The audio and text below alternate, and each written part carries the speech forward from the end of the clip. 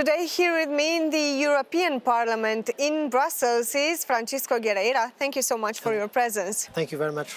Let's discuss about the air pollution and what are the solutions actually, because we cannot put let's say we cannot build bridges in order to run from pollution, or to have some barriers in order to stop this. We have to act together.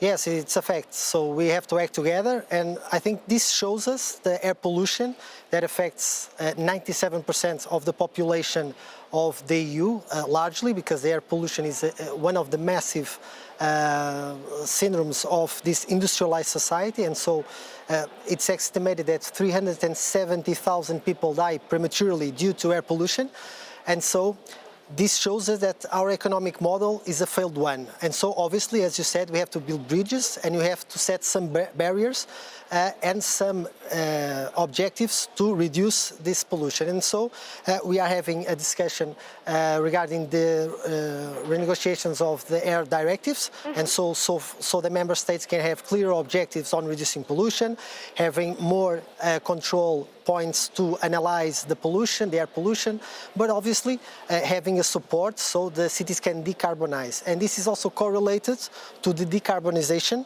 that is also being debated in several packages. I'm pointing at one that is now on trilogue, so the debate between the Commission, the Council and the Parliament regarding the emissions of cars on the roads. And so it's set for 2035 to the industry stop to building combustion engines, and so this is a goal that we should strive, but we also have to have options on mass transportation, so public services, especially in cities. Let's give some examples. Who are the ones who are polluting a lot? Well, we have different categories, different sectors. For example, if we go to the rural areas, the agriculture sector is 52% of the methane emissions, and so this doesn't correlate to the urban areas, but it has an impact on the emissions of greenhouse gases and also on pollutants, and so we have to tackle that, and we have a revision on the industrial revision of emissions, and agriculture is a huge sector that we have to tackle. We have some resistance from the big agricultural sector, from some member states, but we need to revise the emissions of certain species because they emit a lot of methane, notably cattle. But if you go to the cities, we see that transportation is a huge player on this emission role, and so we have to bring up solutions. Have more automatic transportation, public transportation, try to reduce the commutes between work and where people live, and so this has to be a strategy that is made with the municipalities, with citizens, nationally at European level. And then we have obviously industry, and when we talk about industry, there's a huge resistance of decarbonization because they are always saying that they are the motor of growth, but we can have a different model of development that has the industry, but it shifts to decarbonized society. So that percentage also has to be reduced, and we have to support even more the transition to decarbonized society and help, for example, the car factories, the energy sector also to decarbonize. It is also a problem of mentality, of education, and it is important to work also in these areas. How are you doing this at the European level? I think we have to differentiate two different players. The majority of citizens that have a very small footprint, and so they have to be supported on that transition. And then we have big industry, a very wealthy small percentage of citizens that have huge wealth, and we see that the concentration of wealth is also a correlation to the impact that these citizens and these industries have on the emission of greenhouse gases and also on pollution. And so we also have to be careful tackling these two different sectors and this demography sectors, and so we have to continue supporting the public sector, the majority of citizens making this transition in housing, in commuting from their labor to their house, also in the energy sector, helping to have houses that are more sustainable, also having greener panels, for example, on their housing, and trying to tax, having some barriers on the most wealthy ones and distributing that wealth to this, the large majority of population that needs this transition. And so we really have to be aware of these two major differences.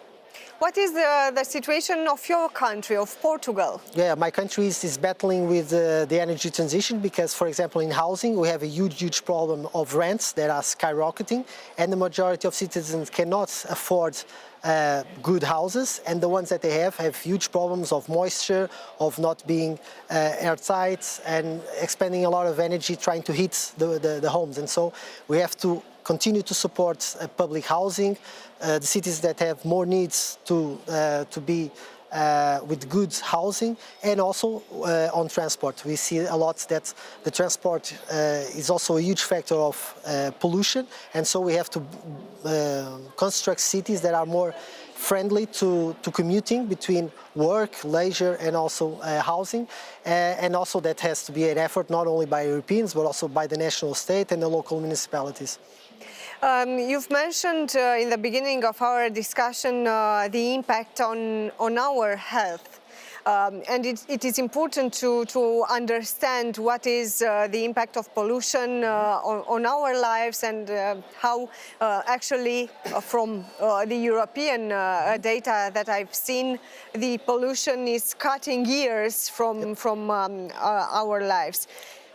How can we, let's say, act when we don't have enough money to put on the table for this subject? You've gave the example of your country, some situations where people are struggling during these times with the energy costs and their situation.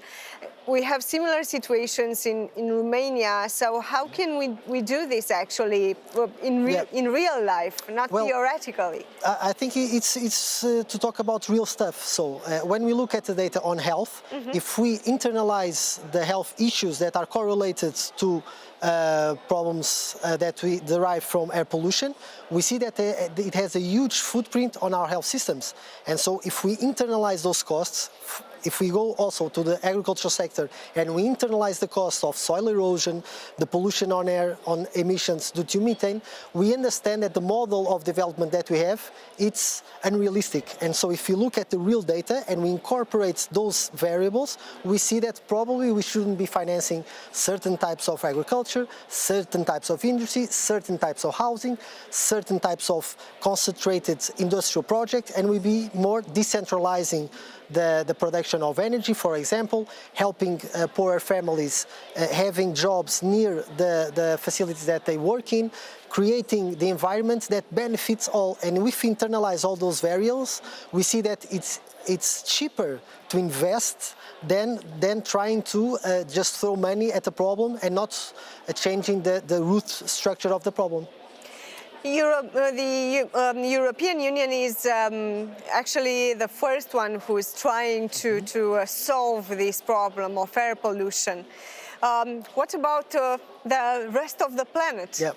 Well, the thing is, I think even as individuals, we should always try to make our difference and then apply it an example to the others. And the EU is exactly the same.